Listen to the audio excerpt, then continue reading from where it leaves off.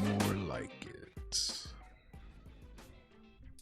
Hello and welcome into the Knicks-Verse. My name is George. If this is your first time here, or you've been here before but have not subscribed yet, please do so, along with hitting that thumbs up button for me and dropping your comments. Definitely want to hear your thoughts and feelings about anything Knicks or anything I say here. You guys are my collaborators, so please join in. All right, well, the Knicks finally got a win in the Summer League. It was quite the bummer league summer for the New York Knicks until today. Tyler KOLEK went off in the first half, 23 points, big first half, and then MarJON BEAUCHAMP went off in the second half. In a game when McCullough, who had a huge game too, and Dadier, who had been probably the best Knick in the Summer League so far until he had to leave the game with a sore foot, those two didn't play today. So this was a nice win. It was over the Brooklyn Nets. Let's get into it. I do have highlights for you. Let's get into it. But there was an interesting thing that happened during the broadcast on ESPN2.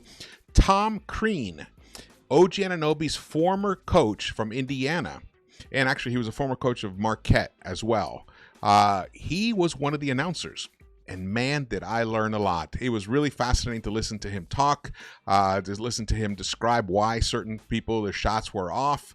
I really learned a lot. If you guys can, if you haven't seen it, you can watch it. Definitely check it out. It was really interesting. And then they brought on Bobby Marks to discuss the Knicks situation. And it was actually a pretty good game to watch. Let's get into it right now. So 97-93, the Knicks actually had built up a pretty decent little lead. This is more like towards the end of the game. They got closer. They had a 13-point lead at one time in that fourth quarter, and they held on to win it by 4. And a lot of it was due to MarJON BEAUCHAMP's second half heroics, because look what happened here. So I tweeted this out at halftime. In the first half today, Tyler KOLEK already has 23 points on 5 of 9 three-point shooting. He hit 5 of 9 from the three-point line and a couple of deep threes as well. Very impressive. It was almost like a different guy. And the way Crean described it, he just basically got more lift off his legs. Same thing happened with Beauchamp. Maybe these guys were a little I don't know what was going on, but they came in, they were flat. In those first two games, both of them, they couldn't hit a three-point shot at all. Well, KOLEK definitely could not. Beauchamp he's still struggling with the three-point shot, but he was able at least to finish around the rim really nicely. Definitely liked his activity today. He showed some glimmers of why he was a first-round draft pick. I don't know if it'll be enough to keep him on the roster, but we'll see. Maybe he can grab onto another roster on some other team, or maybe he will start out at Westchester and keep developing. But here, look at him. KOLEK, he had 3 dimes and 4 thefts, 4 steals in the first half. He would have had more assists if the guys could actually shoot who were surrounding him on the floor. Beauchamp was, I think, what was he in the second half? Well, we'll get into it in the first half. I mean, if Tyler can have another strong game Thursday, he might undo all the bad vibes from the first 2 Knicks Summer League games. Yes, because, man, I was getting really concerned about him. I was like, who is this guy? Last summer, he was one of the very best players in all of Summer League. And then this year, you would think a guy in year 2 would elevate his game even further. They're supposed to build on it. They're supposed to dominate. And he wasn't. Tonight, at least in that first half, he did, which is really a relief. But let me show you this. So these are the stats in the first half. MarJON was 1 for 9 overall, 0 for 6 from the three-point line. But Tyler KOLEK was 7 of 11, 63.6% of his shots. He hit 55.6% of his three-point shots, hit all 4 of his free throws. The man was killing it, 23 points for him. He was basically the Knicks offense. They only scored 41 points in that first half. But when you go to the second half, it was literally a tale of 2 halves. It just completely turned around. MarJON found his stroke inside the arc, especially in the restricted area. 6 of 8 for him. He hit 2 of 3 from the three-point line. Nice. He finished with hit all 6 of his free throws. Picked up 5 rebounds. Got an assist. Got a couple steals to go with his 20 points in the second half. And it was needed because Tyler KOLEK only had 2 points in the second half. In his 15 minutes of play, missed all 6 of his shots. Obviously, he took 3 3-point attempts, missed those. Only 1 assist, only 1 rebound. He was really a different kind of player. He even made a really bad turnover, which he was just pounding the ball against his own head at one time in that fourth quarter. So that was interesting. So, it could have just been he was on fire for one half, and maybe the Tyler that we've seen in those first 2 games is the KOLEK that we're going to see from now on. I don't know. I hope not. I hope that he can actually be somewhere in between, at least a productive player. That's what we need from him to be a productive player, because he will probably, he has a contract. He has a contract. He's slated to be on the roster when the season begins. You want him to do well, to show flashes of something, so that even if, for example, Knicks get an opportunity to make a trade during the season, he can be a piece that can be added to that trade, because he is on contract. So, to have him, to just kind of waive him or send him to Westchester, if he needs to go to Westchester, fine. To get playtime, I believe in that. I totally believe in that. It worked for Deuce. Deuce, man, he when he was sitting on the bench, cobwebs around him several years ago. He couldn't break into the rotation, and they kept sending him down to Westchester, and he would cook in Westchester. He would light them up. He would hit 35 points, 36 points, 38 points in different nights. So maybe KOLEK can have an opportunity like that as well. All right, but let's get back. And these were his final stats: 25 points for the night, 5 of 12 from the 3-point line. He finished with 4 assists and 4 steals. Those were all basically all of that productivity was in the first half. But this man, MarJON BEAUCHAMP, right here in the first half, 5 points. Second half, 20 points. He just completely flipped the script. He also was getting more lift. One thing that Crean said, one time MarJON beat his guy off the dribble in the first half, going for a layup, but then kept his head down and his eyes down. And when he went to flip the ball up to bank it off the rim, he got it blocked. He didn't see how much air he had. He couldn't see how to navigate it, maybe even adjust, maybe even do a fake. And he pointed that out. He says he's got to keep his eyes up.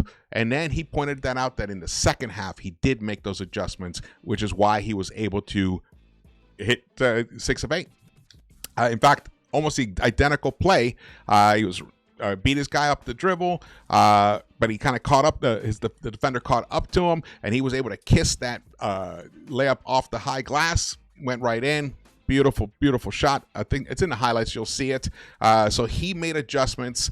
Now it's possible. I have actually more confidence that what we saw from MarJON, he can replicate that in the final game. Or I don't know if it's the final game. I think it's the fourth game. I think they end up playing one more game, right, at the end of Summer League.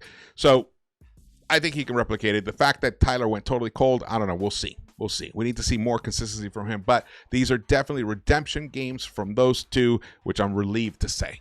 Very relieved to say. This was interesting. So Tom Crean on Postgame Dadiang. I thought he was the best natural cutter in the draft.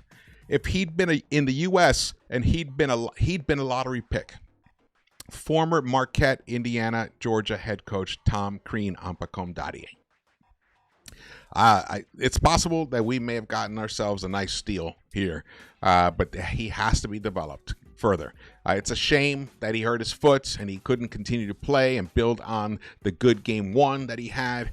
That's a big bummer. That's one of the things that's frustrating about Summer League, because it's just a short period of time, and if you happen to get an injury during that period of time, you just can't play at all, and you don't want to risk it either. And that happened to Kevin McCullough last year. When we drafted him, he was coming off an injury, so he missed all of Summer League last year. So that and then this year, I don't know why he didn't play in Game 3. I'll find out at some point, but he was sitting there next to Postgame on the sideline there today.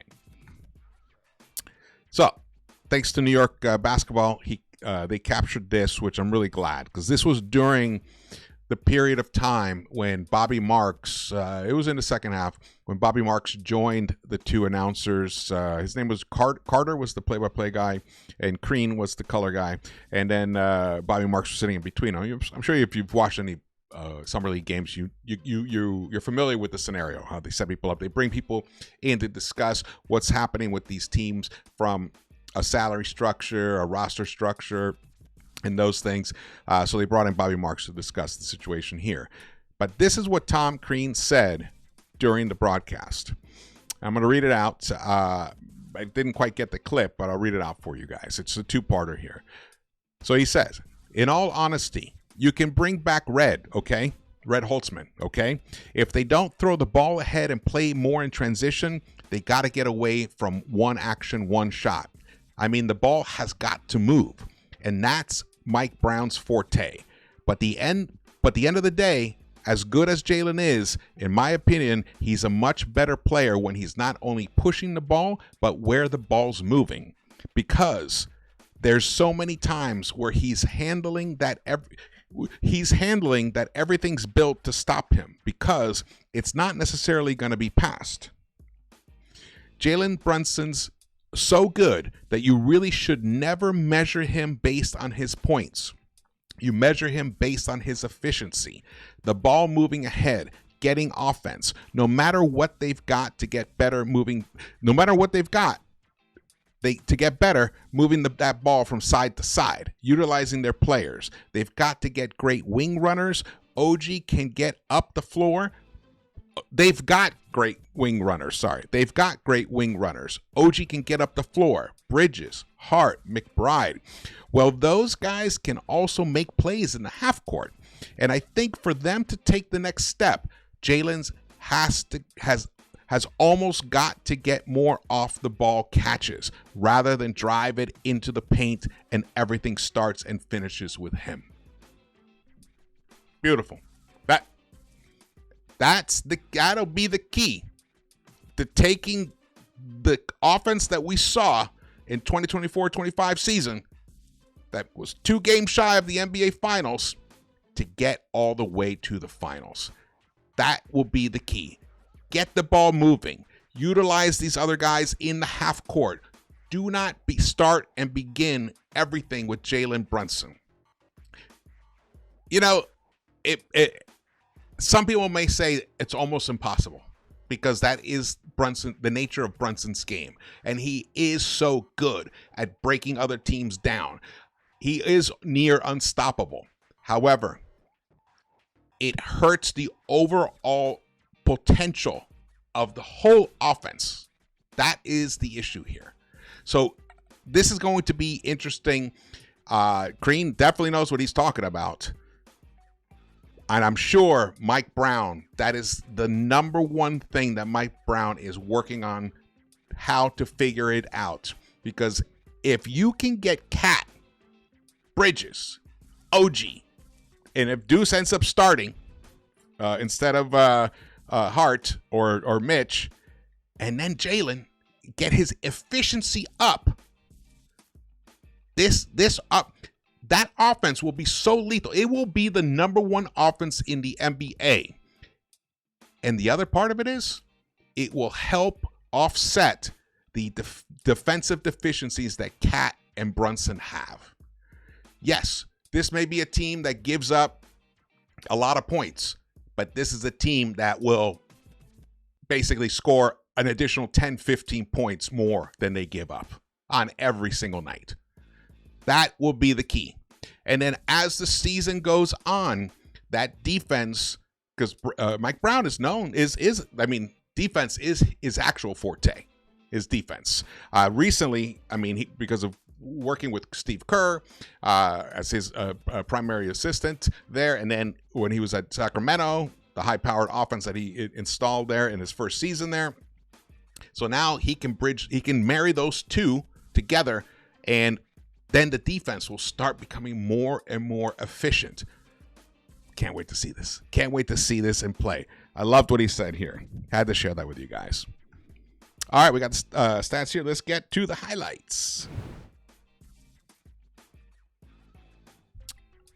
All right. So the Knicks started off, they were behind 1 point. They had not led at all in the entire, that was the first lead they got in the entire summer league. Here we go. The starters were Beauchamp, Huckporty, Dadier. Oh, no. Anton Watson started. Did he start? I thought he did not start. Comes down. The Nets, the Timmy, they featured Drew Timmy a lot. Who, if that dude could hit a three and hit a free throw, he might get a role in the NBA. Nice steal from KOLEK, one of his 4 steals. Look at that nice lead out pass, beautiful. Fed MarJON. That's MarJON's only bucket in the first half of 9 attempts. Huckporty, man, he got beat there. No, that was Diawara. Diawara also had a very strong game once again. Sloppy passing. It wasn't a super pretty game, but it wasn't nearly as sloppy as the games that we have seen of late. Knicks had 18 turnovers today, but they've had, 22, 24 last time. Another steal from KOLEK. Look at this. Totally fake. Nice little fake. Finish there. So he's on his way to having a very monster first half. Nice little kick out to the corner. And there you go. That was Shuka. Yeah, Shuka hit that. There you go. Nets bringing it around. KOLEK's defense is definitely a D minus, I would say. A lot of times, and I think it's because he hedges, and the players see that, and then they beat him backdoor.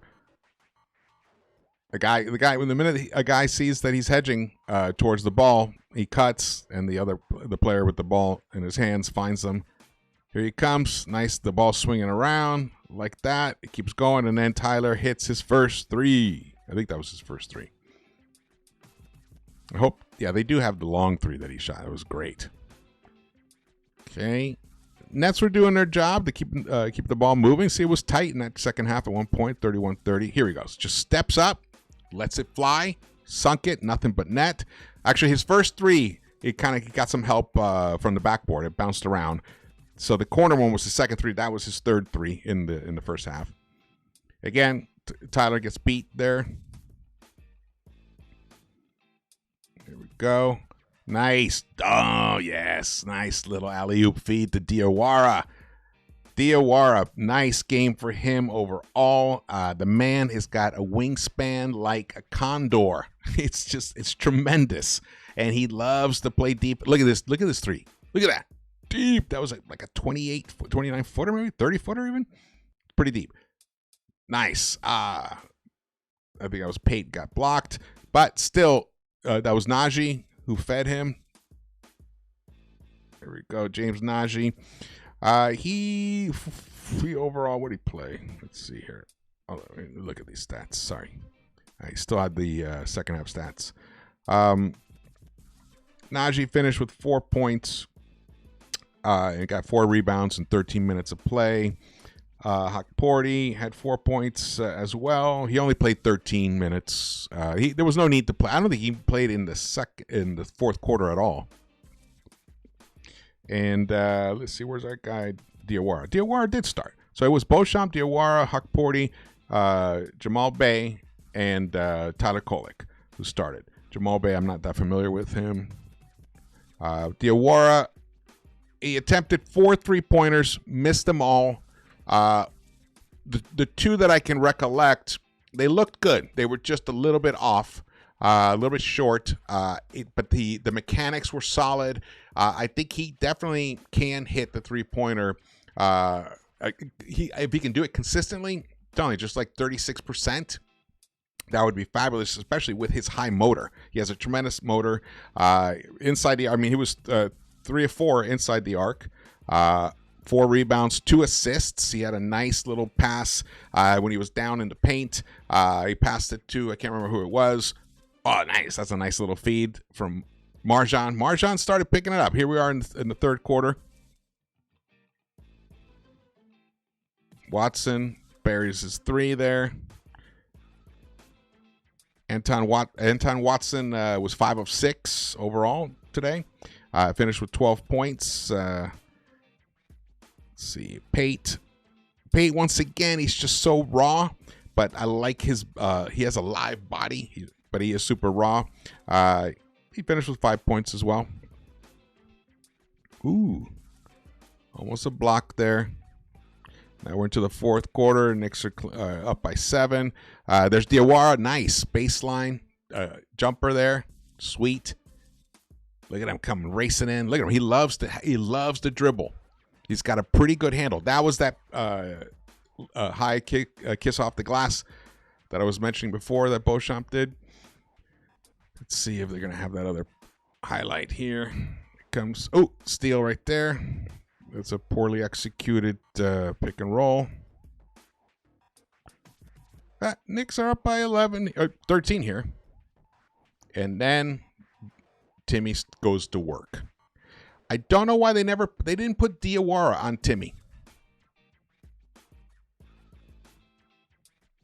Diawara is number 51. Look at him. He's guarding him here. He got beat. He got beat on that one. Let's see here. So now it's a 12-point game. Boom. Down to 9. There we go. Woo. Nice finish there. Nice kiss off the glass. He comes. Oh. Watson gets it there. Puts it back. Oh, we're back to the beginning. They didn't show that other highlight of Diawara. Oh, well. Let's go back to it here. So here you can see the stats. Beauchamp finished with 25. KOLEK with 25 as well. The third highest scorer was Anton Watson, he was a draft pick of the Celtics in the 2024 draft. He might be interesting. I think they're probably going to send him to Westchester as well. He needs a little more seasoning. The Knicks ended up with 36 rebounds, 21 assists overall. They're still struggling from the three-point line in general. If it weren't for KOLEK's nights from the three-point line, they would have been, again, under 20%. Tonight, they were 10 of 38. They shot 26%. Shot 44% overall. And in the plus-minus, you can see Beauchamp, +5. Tyler KOLEK, +3. Those were the two worst plus-minus players so far. For the Knicks, and it's nice to see them having some positive floor minutes. Shuka, a +9. Watson, a +10. He led the team with a +10. Najee, a +3. Diawara was a -7 there. Interesting. Here are the Nets numbers. Timmy was team high with 24 points and 10 rebounds. 0 for 4 from the three-point line. Daniels 16, Saraf 11 points for him. This guy Olivari, man, is he fast? 16 points for him. Not sure how many of these guys are going to end up playing for the Nets during the regular season, but they'll probably get a shot. A lot of these guys. Here are the team stats. Nets shot poorly from the three-point line as well, 5 of 25. It seems to be a running theme in the summer league so far. The Knicks went to the free throw line 30 times, connected on 25 of them. Very efficient there. Rebounds, they lost the rebounding battle, -3. But they won the assist battle. The steals, they lost that, -4. Blocks, they only got 2 blocks the whole game. The turnovers, they did commit 18 turnovers. Once again, they got to tighten that up, especially for game 4.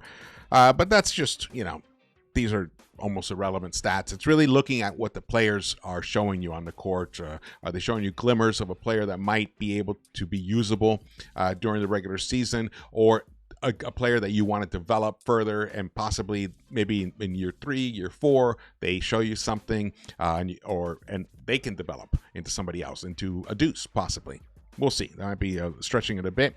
But the two guys that are more exciting guys that probably will be on the Knicks roster this season, McCullough and Dadier, were DNPs. They were on the sideline. They didn't play. And Udai Baba did not get a chance to play, which is disappointing.